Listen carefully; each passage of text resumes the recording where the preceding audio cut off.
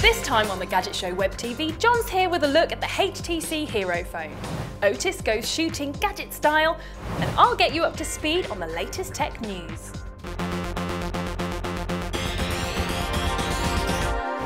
Hello and welcome to this week's WebTV. I have to say it's great being back in the familiar surroundings of the Gadget Show studio, but I would like to thank Amy for standing in for me whilst I was away on holiday. And can you believe it? She got to fly a plane on the 1 week I take off. It's just typical. Anyway, today John is looking at the brand new HTC Hero Phone. Over to you, John. HTC's new Hero Phone has just arrived in the office. I thought I'd spend the day with it and record some first impressions. Now, it's actually HTC's third phone that uses the Google Android operating system, and I think it's by far the best looking. I can see why it was so eagerly anticipated. It still retains the jutting chin of the G1, but it's in a much slimmer body, and you still get the characteristic Android trackball there in the middle. It's very much a desirable object. What they've done is they've taken the Android interface and added their own interface on top called Sense, which is rather similar actually to the TouchFlow interface which they put onto their Windows mobile-based phones.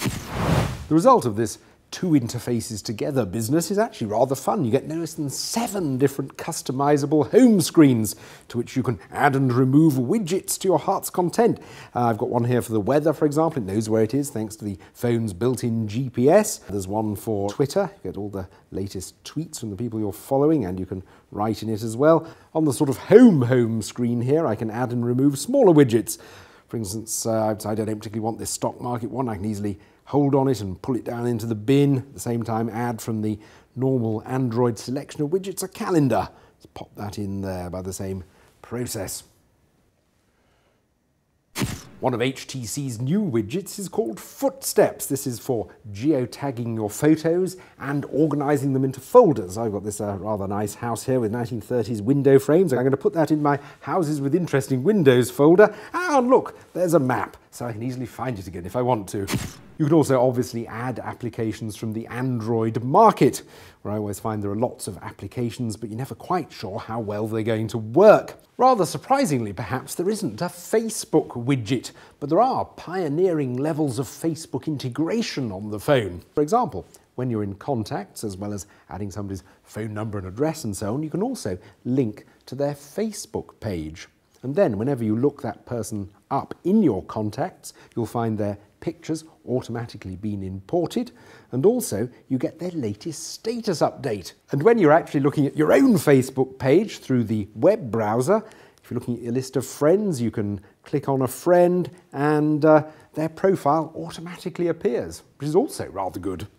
And if that isn't enough customization and widgetry, you can actually have different sets of home screens for different moods. HTC call them scenes. For example, you can have the right set of widgets for travel, play, work, or anything you want. The touchscreen looks good with great colours and is actually quite responsive, although the resolution isn't actually that great at 320 by 480 pixels. And actually it is a bit too small at just over 3 inches, particularly when you're trying to type things in on the on-screen keyboard in portrait mode. It's very easy to hit the wrong letter. Although the keyboard is actually quite intelligent. I like the way when you hold a key down, you get a selection of symbols and accented characters, which makes it easy to select the one you want. The camera's a bit of a disappointment. It may have 5 megapixels and autofocus, but the image quality is decidedly fuzzy on stills. There's no flash, and the resolution on the video is frankly miserable. Also, on the negative side, the music player's rather basic, there's no radio, and the battery life, perhaps as expected, is rather short. On the positive side, though, you do get a proper headphone socket and a microSD card slot.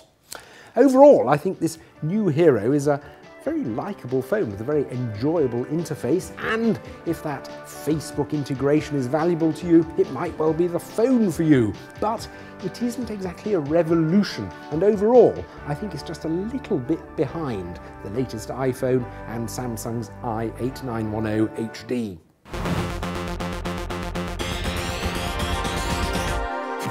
Now, we mentioned a while back in episode 17 of WebTV that wireless charging technology was on its way.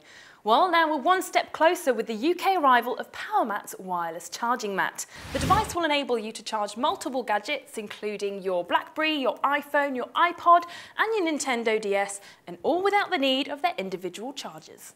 The mat will cost around £70, and you should be able to get your hands on it towards the end of September. It'll come with various add-ons to make your gadgets compatible, and then all you need to do is position your gadget on the mat, and it'll start to charge.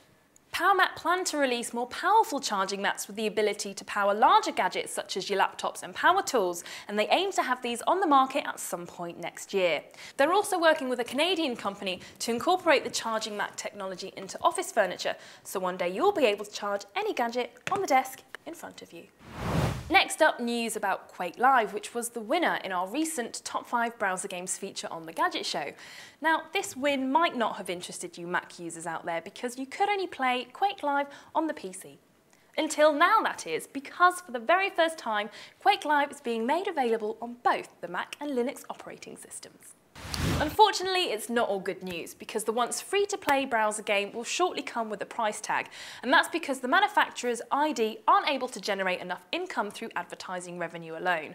Now, there's no word yet on how much it will cost, but ID are banking on the game's fan base, considering the price one worth paying.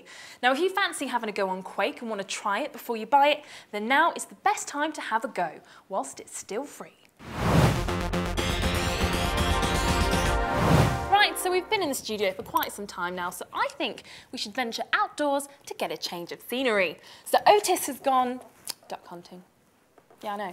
Can you believe it? I've been away for 1 week and the whole place has gone crazy.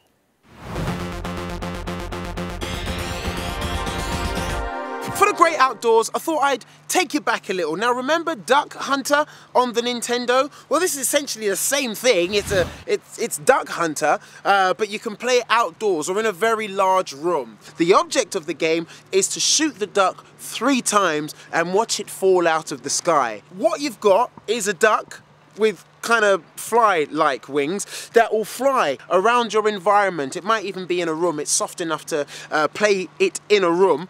The gun, you see, even comes with realistic sound effects. Listen to this. You can cock it and fire it. How cool is that? The gun is also the charging mechanism for your duck.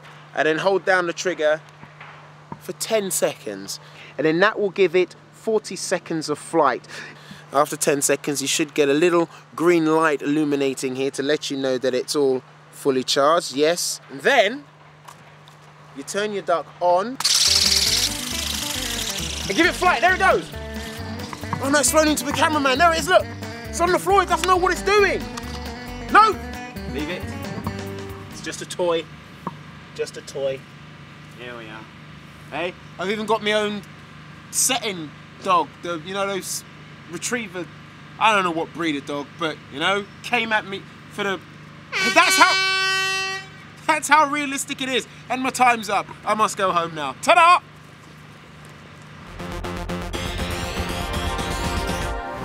Right, that's it for WebTV this week, but don't forget to catch the main show Monday nights at 8 o'clock on 5. You can also check out our website throughout the week for exclusive previews, behind-the-scenes videos, and of course the latest episode of WebTV. Next week, John is hoping for very sunny weather as he's testing out a brand new solar-powered radio, and Otis is making webcomics. You can keep up to date on all the latest Gadget Show gossip by following us on Twitter, and you can of course become a fan of the show by joining our official Facebook page. Bye for now.